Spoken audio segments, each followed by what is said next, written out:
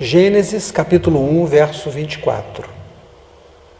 E disse Deus: produz a terra alma vivente conforme a sua espécie, gado e répteis e bestas feras da terra conforme a sua espécie. E assim foi. E fez Deus as bestas feras da terra conforme a sua espécie, e o gado conforme a sua espécie, e todo réptil da terra conforme a sua espécie. E viu Deus que era bom. E disse Deus: façamos o homem à nossa imagem, conforme a nossa semelhança, e domine sobre os peixes do mar, sobre as aves do céu, sobre o gado, e sobre toda a terra, e sobre todo réptil que se move sobre a terra. E criou o homem à sua imagem, a imagem de Deus o criou, macho e fêmea os criou. Agora, por favor, o verso 6 do capítulo 2.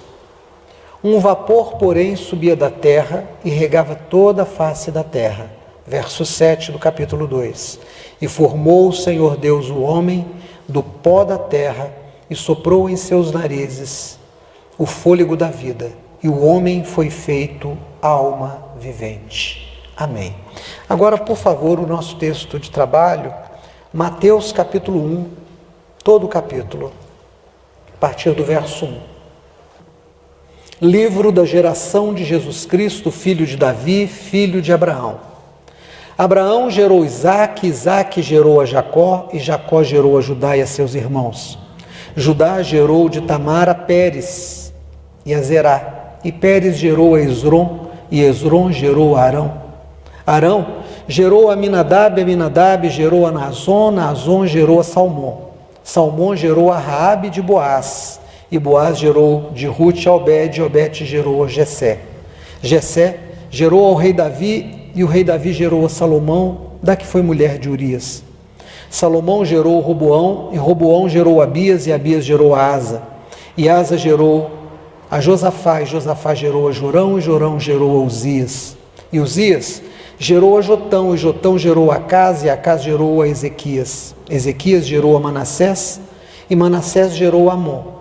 E Amon gerou a Josias, e Josias gerou a Jeconias e a seus irmãos na deportação para a Babilônia. E depois da deportação para a Babilônia, Jeconias gerou a Salatiel, e Salatiel gerou a Zorobabel. E Zorobabel gerou a Abiúde, e Abiúde gerou a Eliaquim, e Eliaquim gerou a Azor. E Azor gerou a Zadok, e Zadok gerou a Aquim, e Aquim gerou a Eliúde, e Eliú gerou Eleazar, e Eleazar gerou a Matã, Matã gerou a Jacó. Jacó gerou José, marido de Maria, da qual nasceu Jesus, que se chama o Cristo, de sorte que todas as gerações, desde Abraão até Davi, são 14 gerações, desde Davi até a deportação para a Babilônia, 14 gerações, e desde a deportação da Babilônia para o Cristo, 14 gerações. Ora, o nascimento do Cristo Jesus foi assim. Estando Maria, sua mãe, desposada com José, antes que se tivessem ajuntado, achou-se grávida, mas pelo Espírito Santo. Então José, seu marido, como era justo e não queria a infamar, pensou em deixá-la secretamente. E projetando ele isto, eis que em sonho lhe apareceu o anjo do Senhor, dizendo: José, filho de Davi, não temas receber Maria, tua mulher, porque o que nela está gerado é do Espírito Santo. E ela dará à luz um filho, e o filho lhe porás o nome de Jesus, porque ele salvará o seu povo dos seus pecados. Tudo isto aconteceu para que se cumprisse o que foi dito da parte do Senhor pelo profeta, que diz: eis que a virgem conceberá e dará à luz a um filho, e ele será chamado pelo nome de Emanuel. Emanuel quer dizer Deus conosco. E José, despertando do sonho, fez como o anjo lhe ordenara e casou com sua mulher. E não teve sexo com ela até que deu à luz a seu filho primogênito, e pôs-lhe o nome de Jesus. Amém. Irmãos, nós temos, num primeiro relato em Gênesis, a descrição de como houve a criação do primeiro ser humano. O Pai, o Filho e o Espírito Santo, num concílio, numa reunião entre eles, dizem: façamos, pois, o homem à nossa imagem, conforme a nossa semelhança. E eles então pegam do pó da terra, e diz as Escrituras que Deus sopra, e o homem passa a ser alma vivente habitando num corpo feito de terra. A partir deste momento, este homem criado, ele é perfeitamente terra, o seu corpo é totalmente minerais, mas ele tem uma personalidade que é só dele, que não vai se confundir com mais ninguém. Há uma identidade própria, que jamais será confundida com outro ser humano. E há ainda uma parte que é a parte do Espírito, que é a parte que vincula o homem ao Deus que tudo sustenta em si. O Espírito do homem é parte do Espírito de Deus, por isso o Espírito não pode ser destruído. Então o homem, a partir daquele momento, é corpo da terra, alma na sua individualidade e espírito ligado à eternidade do próprio Deus, o próprio Espírito de Deus, que agora habita constitutivamente no homem, sustentando o homem como ser criado. Essa criação, então, individual, vai gerar desse homem a mulher, a partir da costela retirada desse homem, e a partir das relações sexuais entre essa mulher e esse homem, virão todos os outros seres humanos até chegar a nós. Esse é o processo de vinda de cada ser humano ao mundo. Contudo, nós fomos para um outro texto no Novo Testamento, que primeiro nos dá 3 séries de 14 gerações de nomes masculinos. O escritor, ele faz aqui um momento de levantamento dos parentes ancestrais de Jesus. E ele começa em Abraão. E ele diz, olha, de Abraão até a 14ª geração, houve esse fato, desse fato houve mais 14 gerações, e desse outro fato chegou até Jesus. E todas essas séries de 14 são encabeçadas por homens.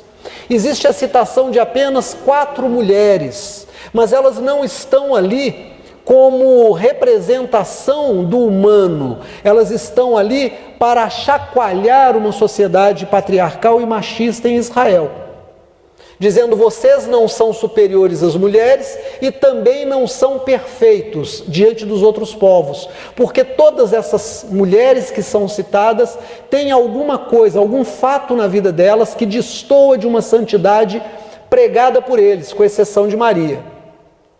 Muito bem. Por que vai se falar tanto da importância desses 14 homens como cabeças para chegar até o Messias Jesus? Porque Deus considera apenas 2 homens criados na terra. Os outros são descendentes. Deus criou, interferindo diretamente, apenas 2 homens. No primeiro foi claro, nós lemos um concílio de Deus, diz, façamos o homem à nossa imagem conforme a nossa semelhança. Ele pegou o pó da terra. Mas quando chega no livro de Mateus, ele disse assim, o nascimento de Jesus Cristo foi assim. É diferente do nascimento de todos os outros seres humanos. Porque todos os outros seres humanos, com exceção de Maria, que foi tirada da costela de Adão, todos os outros nascem a partir de uma relação sexual de um homem e uma mulher. Mas quando chega em Jesus, o texto disse assim, antes que Maria e José tivessem consumado o casamento, antes que eles tivessem ido fazer a lua de mel, antes que eles tivessem feito sexo, antes que eles tivessem dormido juntos, ela se encontrou grávida. Como é que era o casamento em Israel? Era um casamento arranjado. O casamento por amor, como nós acreditamos, é uma novidade histórica. Não tem mais que 150, 200 anos. Os antigos sempre acharam que casamento é uma coisa muito séria para ser derivada do amor. Porque o amor romântico, ele é um amor fugaz, ele é um amor rápido, ele é um amor apaixonado. Ele existe hoje, depois ele deixa de existir, ele vai dando lugar a um outro sentimento, a um sentimento de responsabilidade, de consideração, de amadurecimento. Mas aquela paixão que faz com que 2 jovens solteiros larguem tudo e se casem, Isso às vezes muda, e quase sempre muda. E não é incomum que as pessoas queiram se separar ou que as pessoas constituam outros relacionamentos. Então, eles não confiavam no sentimento de atração, que nós chamamos de amor, como algo bom para resolver casar. Casamento era um compromisso econômico, era um compromisso social, era um compromisso político.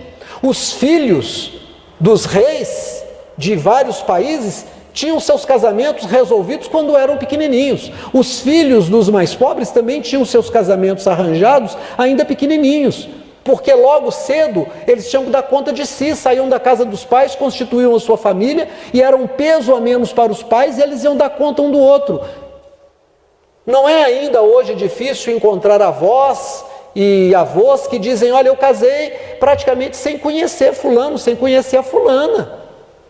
Maria e José tiveram um casamento arranjado quando eles eram pequenininhos. O casamento foi acordado. Os pais fizeram um acordo: minha filha Maria vai se casar com seu filho José, seu filho José vai se casar com minha filha Maria. Ok, está combinado. Então, quando chegar na idade certa, eles vão se ajuntar. Até lá não, até lá eles estão casados, prometidos, não podem ter outras pessoas, mas eles não vão se ajuntar, vão se ajuntar diante de toda a sociedade da época, vão dar testemunho, vão morar juntos, todo mundo vai ver. Antes que chegasse esse dia, já estava perto, Maria apareceu grávida. O José, ele começa a pensar: Maria, ela me traiu. A lei dizia que a Maria deveria ser apedrejada se ela tivesse feito isso. Então o José pensou: eu vou fugir, para que ela não seja apedrejada, para que ela não seja mal falada, para que ela não seja mal afamada. Eu não quero infamá-la, eu não quero que ela seja mal falada. Se eu fugir, as pessoas vão dizer assim: ele forçou Maria, ele fez mal à menina, a culpa é dele. Cadê ele? Fugiu. E ela vai sobreviver. Olha o caráter dele, ele tinha uma consideração por ela. Então, o escritor Mateus diz para nós assim: e José, sendo justo, não querendo infamar Maria, pensou no seu coração em deixá-la, e ele pensou isso secretamente, sem contar para ninguém. Mas não há segredos para Deus. Deus vê tudo, irmãos, Deus ouve tudo. A Bíblia diz assim: aquilo que vocês disserem escondido ao pé do ouvido vai ser anunciado nos telhados. Aquilo que vocês fizerem escondido, todo mundo vai ver. Então, um anjo aparece para ele em sonho e diz: José, não tenha medo de receber Maria, ela não te traiu. Ela está grávida pelo poder do Espírito Santo. Deus a escolheu para ser mãe do Salvador. O ente que está sendo gerado, gestado dentro dela, não vem de uma relação sexual com o homem, mas de um milagre de Deus. Irmãos, por que o anjo fala para ele isso? Para ele saber que ela não tinha traído e que ele poderia casar com ela normalmente. Então ele se casa com ela e a Bíblia diz: e ele não a conheceu, ele não teve intimidade, ele não fez sexo com ela até que Jesus nascesse e passasse o resguardo. A partir do momento que Jesus nasceu e passou o resguardo, José e Maria tiveram uma vida sexual normal, como todo casal tem, e como todo casal da época deles tiveram. E Maria foi mãe de outros filhos, irmãos de Jesus por parte dela. Jesus, então, é o segundo homem que Deus faz diretamente. O primeiro nós lemos: ele pegou o pó da terra e soprou no homem, e o homem passou a ser alma vivente, participante do Espírito de Deus. Esse outro homem, ele pega Maria, sem que haja um espermatozoide humano, e ele fecunda esse óvulo. E quando ele fecunda esse óvulo, o que nasce, esse ente chamado Jesus, ele é perfeitamente ser humano, porque ele vem da mulher que veio do homem. A mulher foi tirada do homem. Então Jesus é perfeitamente homem, mas ele não tem a parte da relação sexual do homem na sua formação. Então não passou para Jesus o pecado de Adão. Você sabe, e eu sei, que se uma pessoa tem sífilis, se uma pessoa tem HIV, AIDS, e ela faz sexo com uma pessoa que não tem, ela transmite essa doença para outra pessoa. Quando Adão pecou contra Deus, quando Deus disse: Adão, você não vai transgredir esta lei que eu estou colocando, e ele transgrediu, a natureza de Adão mudou. Adão, que era um homem bom, passou a ser um homem que tinha agora uma parte ruim. Adão, que era um homem que via e ouvia Deus, agora não via e não ouvia mais a Deus. Adão, que tinha uma comunhão com toda a natureza, e ele foi criado, nós lemos, para dominar sobre todos os animais, e sobre os répteis e sobre as aves. Agora os répteis, as aves e os animais fogem dele, porque a sua estrutura foi mudada. Quem tem neném, quem já mexeu com criança sabe. Você não ensina a criança a falar mentira e um dia ela fala mentira. Você não ensina a criança a bater e um dia ela está com raiva e bate na mãe, ela bate no pai, ela faz birra. Ninguém dá um curso para o filho de fazer birra. Você vai ao supermercado e vai se jogar no chão e vai gritar e vai ficar vermelho até perder o fôlego. Mas a criança faz. De onde que ela tira isso? Ela não aprendeu com ninguém.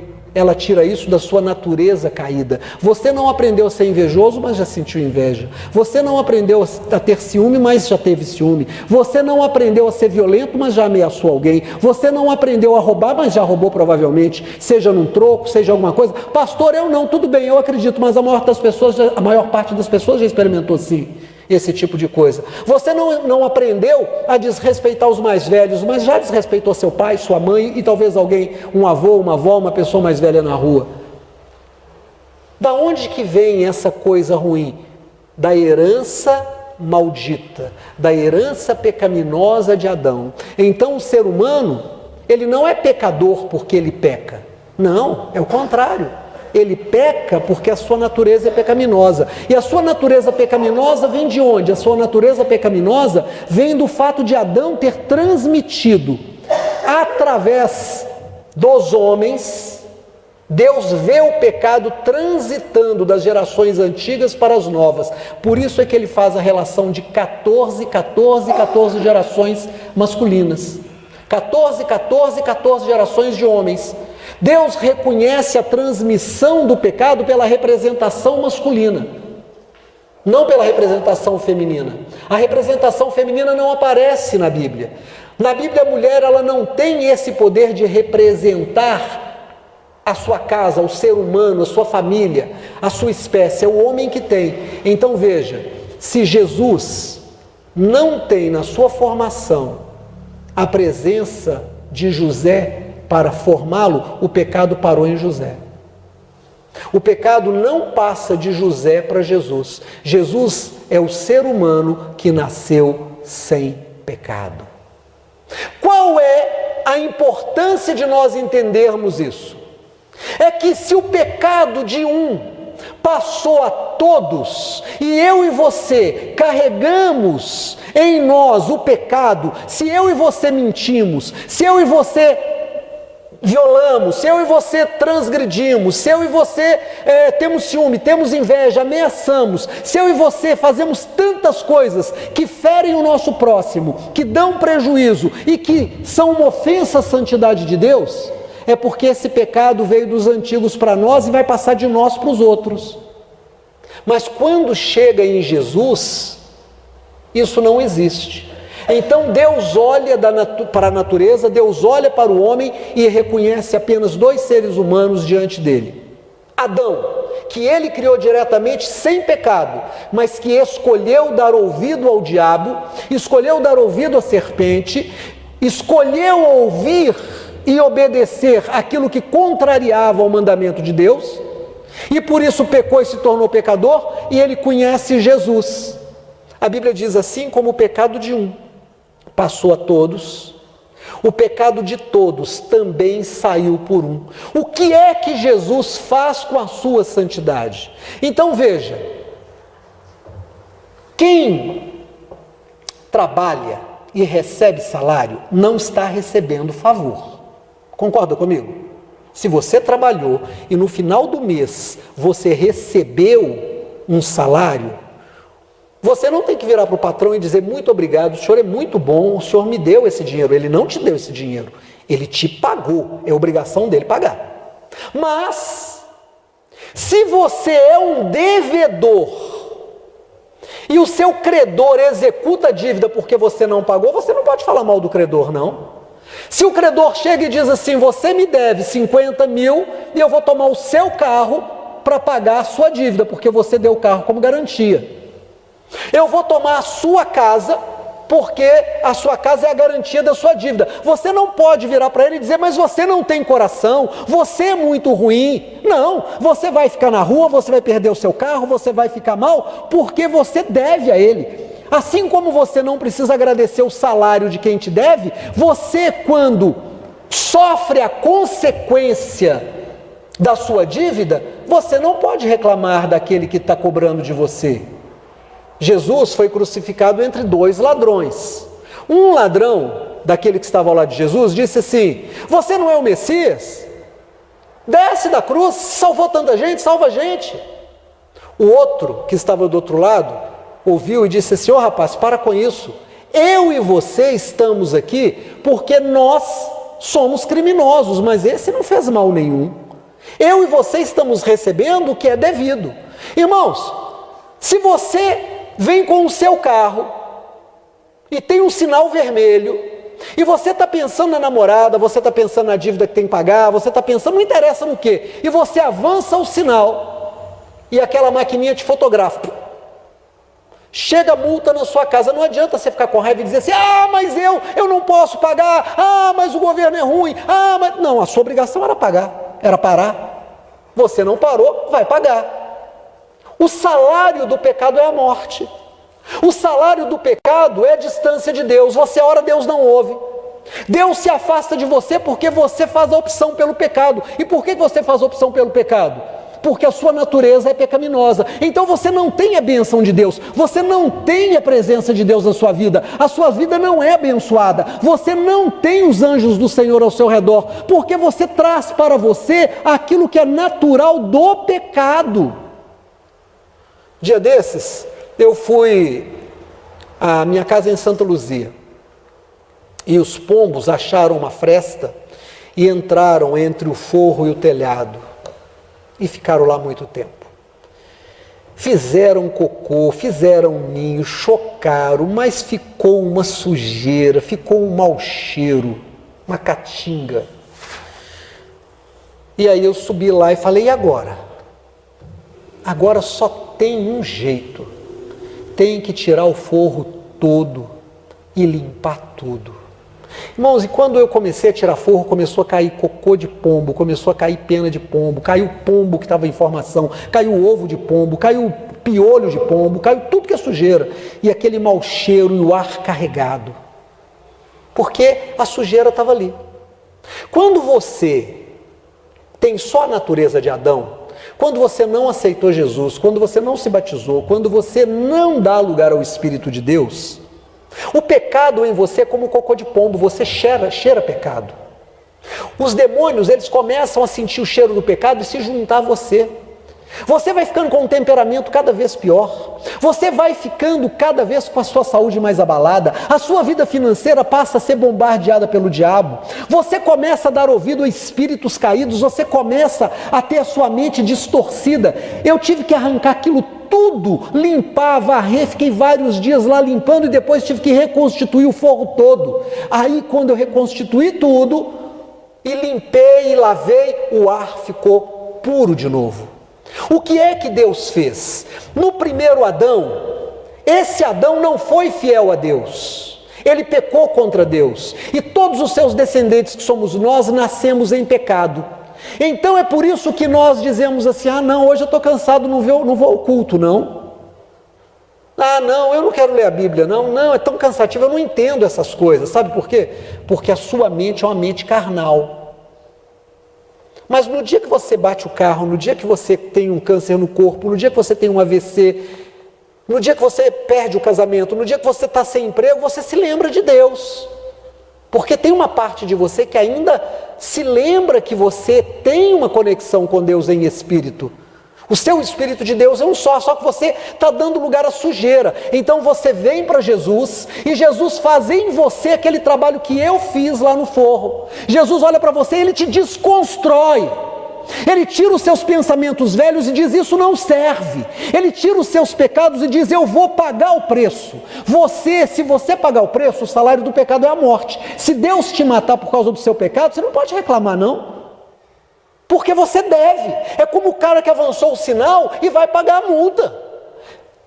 Você não tem que reclamar porque Deus não te ouve. Você não tem que reclamar porque Deus não habita em você, porque Deus não abençoou o trabalho da sua mão, porque você está carregado de pecado. Então Jesus vem e diz assim: eu vou pagar o preço do seu pecado. Eu vou tomar o seu pecado em mim. Então ele vai à cruz, e quando ele vai à cruz, ele é ferido pelos nossos pecados. A lança que entra nele, entra pelos nossos pecados. A coroa de espinho entra na nossa cabeça, não na dele, mas devia entrar na nossa. Mas entra na dele, e assim ele, que não tinha pecado, ele tem crédito para com Deus. Ele disse assim: o pecado de todos eles, o Senhor pode colocar em cima de mim. Ele se oferece como cordeiro do sacrifício. Então o pecado de um entrou por esse um e passou a muitos, agora o pecado de muitos sai por Jesus Cristo. Por isso é que Deus só fez 2 homens. O primeiro homem caiu e fez a humanidade cair. O segundo homem não caiu e levantou a humanidade. Por isso é que diz que quando você aceita Jesus, você nasce de novo.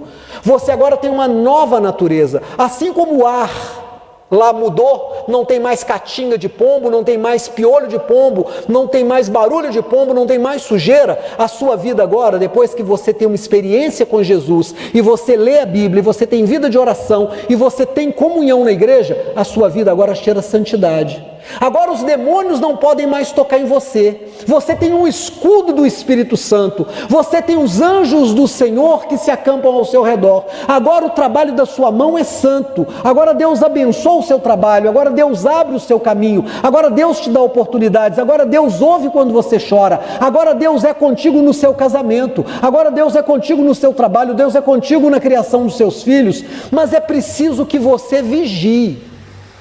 Irmãos, eu tive que descobrir por onde que os pombos estavam entrando. Eu tive que pensar em fechar aquela abertura. Eu não podia deixar aquela abertura, porque senão os pombos voltavam. Não adiantaria eu limpar, reconstruir e deixar a brecha lá. O pombo ia fazer tudo de novo. O que eu fiz? Eu fechei as brechas. Aí você tem que olhar para a sua vida e dizer: onde é que eu tenho dado brechas ao inimigo para ele entrar na minha vida? Eu tenho mentido? Para de falar mentira. Você tem dado lugar ao vício? Larga isso que é vício na sua vida.